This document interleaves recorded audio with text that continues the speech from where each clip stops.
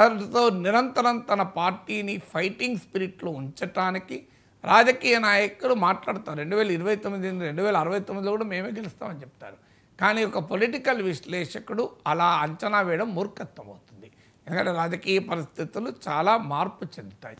BRS ఇలాంటివి చాలా చెప్పింది. కానీ ఇంకొక ఫ్యాక్ట్ కూడా ఏంటంటే గత 20-25 ఏళ్ళుగా మీరు చూడండి, భారత పార్లమెంట్లో బీజేపీకి కాంగ్రెస్కు కలిసి వచ్చిన సీట్లు పెద్దగా చేంజ్ కావు.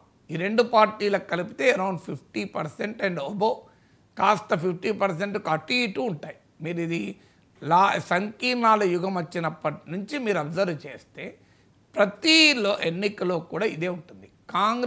బీజేపీకి కాంగ్రెస్కు కలిసి వచ్చిన సీట్లు దాదాపు సేమ్ ఉంటాయి. మీకు ఉదాహరణకు నా నెంబర్స్ కరెక్ట్గా గుర్తులేవు కానీ రఫ్గా చూస్తే 2019లో బీజేపీకి 303 సీట్లు వచ్చినట్టు గుర్తు, అరౌండ్ 50 సీట్లు కాంగ్రెస్కి వచ్చాయి.